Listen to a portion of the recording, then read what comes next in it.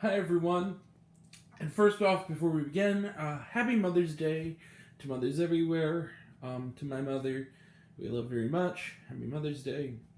There are other mother figures in my life. You all know who you are. Aunts, a certain sibling of mine, my grandmothers. I love you all. You're all wonderful, and I appreciate you. So, yeah. Hi everyone. This is, I guess, the last hurrah of the weekend. I got it done sooner than I thought. I just got done watching season 3 of Shrill. It's actually the final season of Shrill. Someone tell that to Hulu because it didn't seem like it was an A. All right, so I've seen every episode of this show now. Let's talk about it. So Shrill is a charming little show about a character named Annie, who's played by aidy Bryant, who's also a co-creator on the show, and she struggles with, she's a writer, but she struggles with self-love and also in relationships due to she struggles in relationships in her mind because of her weight, but she wants to change her life without doing that, and like, you go, girl. Body positivity is an amazing thing. And everything kind of tumbles down when a troll targets her, played by hilariously by Beck Bennett.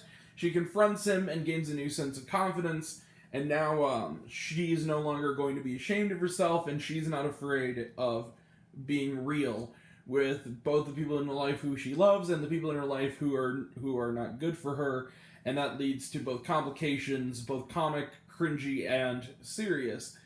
I really like Shrill a lot. I think that its message is really important. I think that very clearly, aidy Bryant is an absolute talent. She's both really funny, but she's also easily lovable and a really terrific actress. And the whole message of the series of body positivity is a really important one. The show makes very clear that on regular TV shows, up until maybe more recently, we don't see characters like Annie in the lead. We usually see them supporting role, and that needs to change, and that's really kind of what the show's about. It's kind of a subversive take on that kind of material, where you usually, like, the female lead of something like this is the perky kind of cheerleader. And that's what's interesting about the show, is that it's subverting that trope by having someone like Annie who is, beautiful, but at the same time is sweet and funny and, sharp and smart and is her own woman and really strong character. The show's funny, has a lot of heart. There's not a lot to say. I will say this. I was let down somewhat by the final episode. I'm going to, without spoiling it, it felt a little bit like, and I don't necessarily blame the writing staff on this, which also includes, it's based on a memoir by Lindy West, is that her name? Who's also a co-creator on the show. There's one of two things I feel about. They're going for realism, and it just felt like, at that point, you just wanted there to be some kind of maybe potential happy ending, but they left it more to crossroads. The other thing I might have thought of, and I feel this way about Hulu shows a lot that are like run more than a mini-series. It felt a little bit like they had turned in the script for the final episode, and only then did they tell them that they were going to end after the third season, and they were kind of like, oh crap, and they kind of tacked on an ending just to say they did. And it somewhat hurts the score for Shrill a little bit, because the ending just felt kind of like a whimper. Which is too bad, because the show itself, even in this final season, is really good, and it's really thought-provoking and really, really funny. And aidy Bryant is great. She's going to go on to do great things, and I know she will continue to. And she's great here, and it's not going to keep me from commending Shrill, but it definitely keeps it from the top of the heap. This was like a 5-star show, I think, until the final episode. But now it's a 4-star show, so 4 stars out of 5 for Shrill. I do think, despite how the ending is somewhat of a disappointment, it is a show that is definitely worth watching and worth talking about, because this show's really flying under the radar. Maybe and I just feel like a lot of that is still just sort of the societal thing about we don't want to accept this kind of premise for a show. Accept it.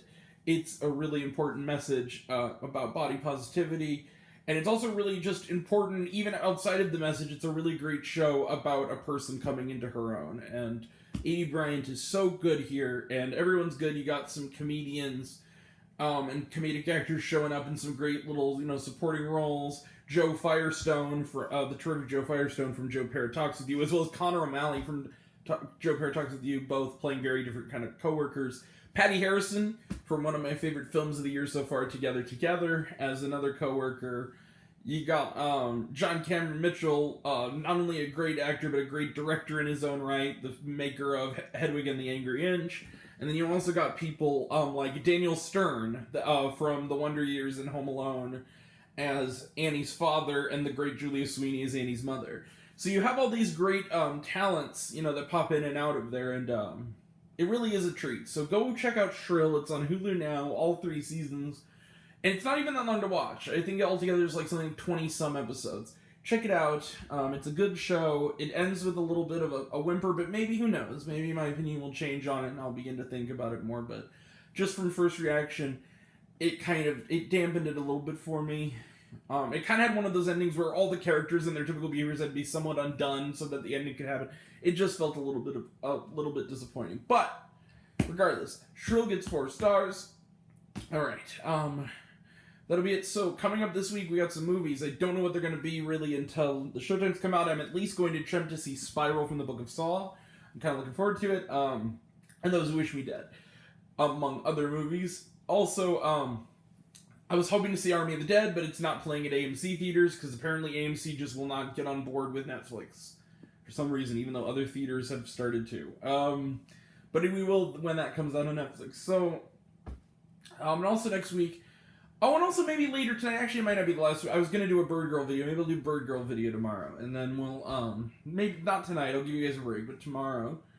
And then we'll talk about, also Mom. The TV series is ending on Thursday. I might want to do a video on that. So, and Castlevania and Love, Death, and Robots. So, that'll all be next time. And until next time, I'm kind of the movie and TV guy. I see it all, and happy to share it with you. All right. I love you all. Appreciate you all. Love you all, Class Nist. I love you 3000. Happy Mother's Day to all the moms everywhere. I appreciate all that you do. You guys are superheroes. All right. Be kind to one another, and be kind to your moms today, or mother figures. All right. Thank you all. Take care. Bye.